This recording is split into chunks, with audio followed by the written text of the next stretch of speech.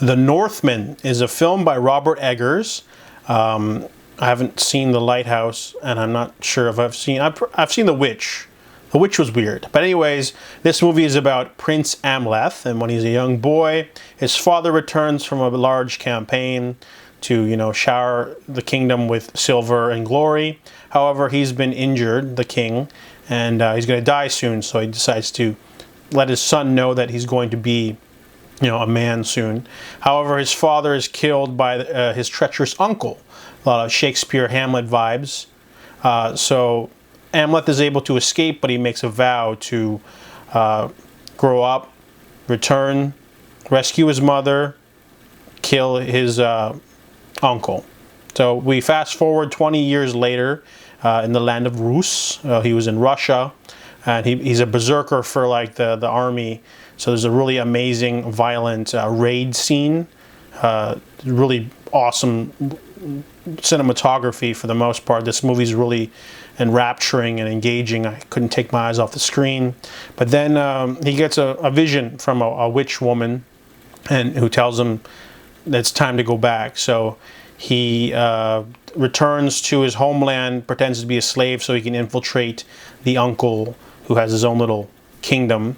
And he's basically got to try to slowly fulfill the prophecy and find a special sword in order to do so. So the movie has a lot of influence from other things. First off, it's based off of like a Viking tale, but it also visually and story-wise is very similar to Game of Thrones. A little bit of Conan the Barbarian, a little bit of the Green Knight in there too, because of the but less fantasy elements. The two fantastical elements, well, there's three. The first one is the witch woman who tells him to go back. Then there's a he-witch who also tells him where the sword is. And the sword itself is like magic because it cannot be unsheathed during the day. So it kind of like a pretty big weakness for a weapon if you can't use it when you want to.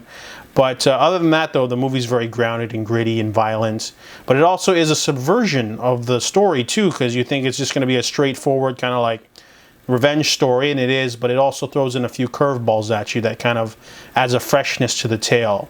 Kind of like the original tale of Mulan actually is about her going away to war for so long that her parents die of old age, and she never gets her father's honor back or whatever, and it's really sad. But so Disney decided to change stuff, obviously, so I don't know if they changed stuff around this time. In terms of performances, everyone does a really great job, to be honest. There's a short role for Willem Dafoe, short role for Ethan Hawke. Everyone else does a really great job. Anya Taylor-Joy's fine. Really great performance from Alexander Skarsgård, because a lot of angst and a very physical role too. Could have used a little bit more action. I noticed that there's still a good 3 action sequences, but it could have used another. It felt like a more brawnier version of the Green Knight. It still has a subversion, but it's interesting. And The Northman was a really great vision. I really liked the visual style, the story and everything. The only thing I didn't like was the ending, which might have been a plot hole at the end, but I give The Northman an 8 out of 10.